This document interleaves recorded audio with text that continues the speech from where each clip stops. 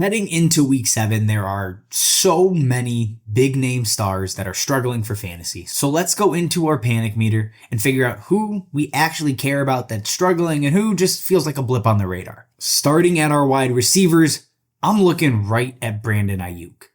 It's been an up and down season, to say the least. The bad, and there's plenty, right? He's wide receiver 56 on the season, averaging 9.7 points per game. The production itself is bad. Some of the underlying metrics are also giving me pause or some concern here. The air yard share, it's down to 27%.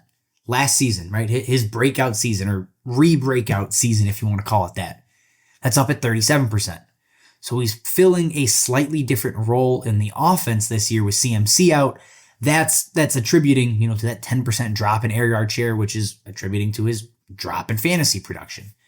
On top of that, his catchable target rate this season, 62%. Last year, 74%. So I think the chemistry with Brock Purdy appears to be off. If we get to the good, though, it's not all doom and gloom for Brandon Aiyuk. One, the good, he's still Brandon Aiyuk, still a great route runner, still had a monster season the year before. And when you look at the target share, like the overall, piece of the pie that he's earning, 24.7%. Last year, he was at 25%. It's not that he's earning fewer targets in the offense. It just, look, they haven't connected. They've been less on target. So that's a huge factor here. And then the good piece, I also think, and I think this is interesting, his expected fantasy points per game. He's at 15.6 coming out of week 6. That's how many points he should be scoring a game. Last season, that was at 14.6. So he exceeded expectations last year. His role, while the air yards have dropped, the catchable target rate has dropped, overall, he should be scoring more than he did last season, or at least at a very similar clip. It's Brandon Aiyuk. He's going to get right. He's going to land in a spot by the end of the season where we all look back and say, yeah, it sucked to start, but he ends up perfectly fine as like a mid-level wide receiver too. That's where he's destined to be in this offense. So panic meter, I'm sitting at a 2 out of 10. I'm just really not all that concerned because we have the track record of success. The route running's elite. This is probably just a result of him not practicing all August. That happens. The next wide receiver I want to take a look at is Calvin Ridley. Now, look, Calvin Ridley also plenty of bad. Let's just get it out of the way. Wide receiver 74, 7.6 points per game. The production is abysmal. And obviously, look, a lot of that is due to Will Levis being one of the worst quarterbacks in the NFL.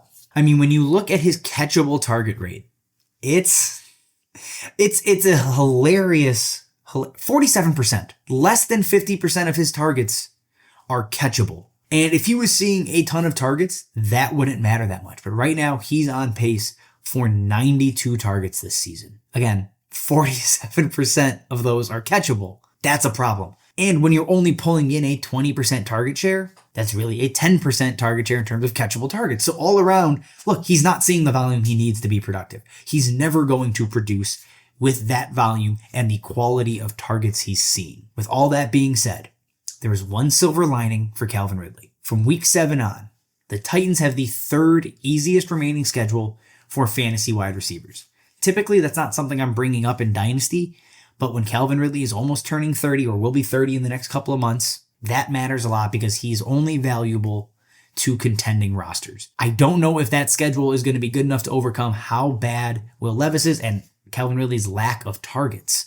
So for panic, I'm at 10 out of 10.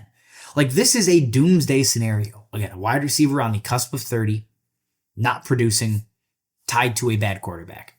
He doesn't have the luxury of waiting for a situation change. It's just a bad spot to be in. If I'm a contender, I'm holding on, and I'm going to hope that schedule, leads to production, helps Will Levis get right or get slightly better than average.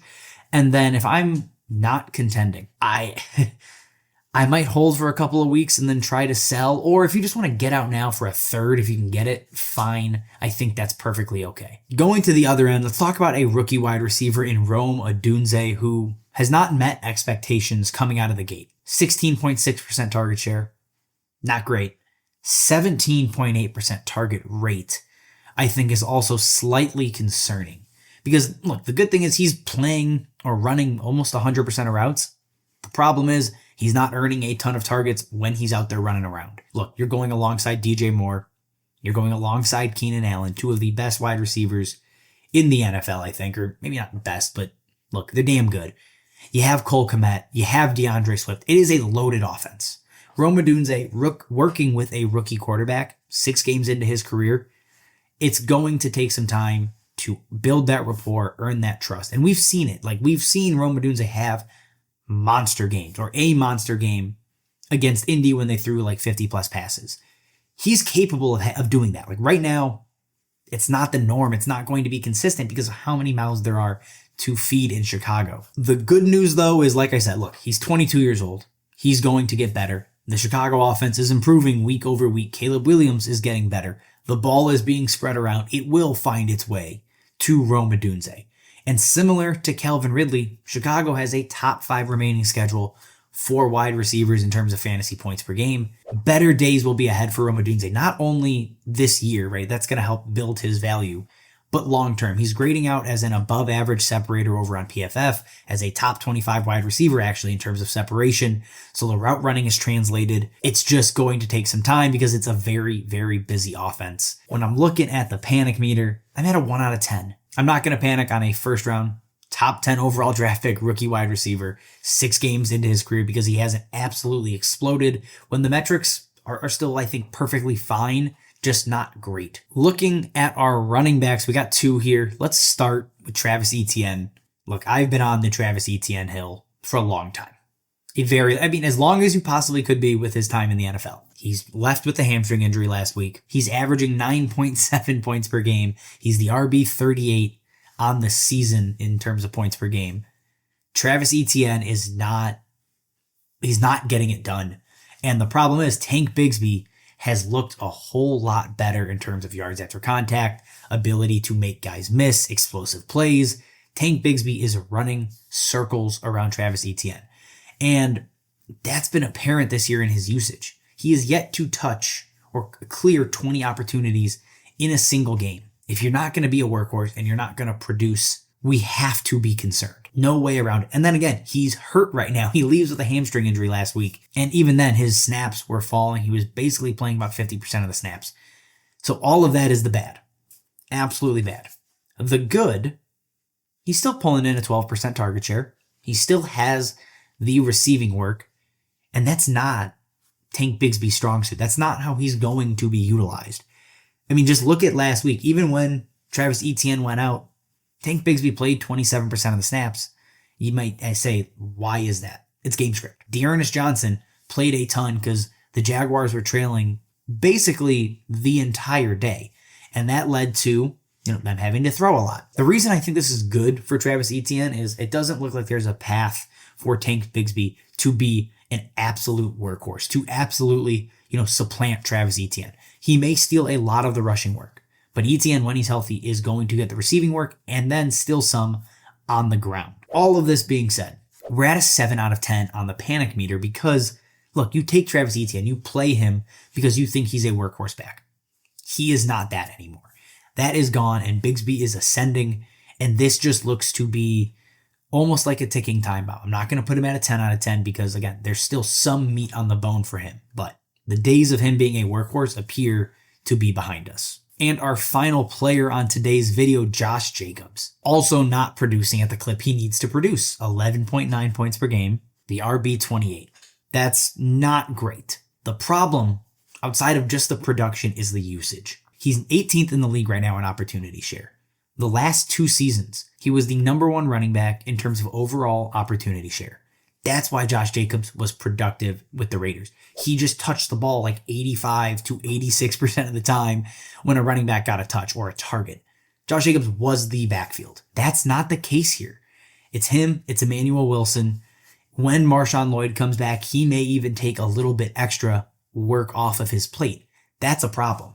On top of that, his target share, the targets he is seeing has fallen dramatically. He is seeing the lowest mark since his rookie season, 8.1%. He was over 11% each of the last 2 seasons. He was at 9.8% the year before that. His workload is dropping, and that's a problem. On the flip side, right, he's still top 10 in red zone touches, so high value touches. He's getting those, even though he's not getting, the whole pie anymore. Also, he's seeing, an expected 15.1 fantasy points per game. And look, that's 19th among running backs, so it's not exceptional, but it is dramatically better than what he's currently doing. So that brings us to the panic meter. I'm sitting at a 5 out of 10. It's similar to Travis Etienne in the sense of he's no longer a workhorse back. The good news is there's not a Tank Bigsby in this backfield that's healthy right now to take all of his work and relegate his role. Josh Jacobs is going to continue to be that guy for Green Bay. He's always going to be the 1A, at least for this season. The days of him being, I think, an RB1, a workhorse, those are gone. But there is clearly room for him to improve and finish as an RB2 this season. That's, I think, should be the expectation for everything right now.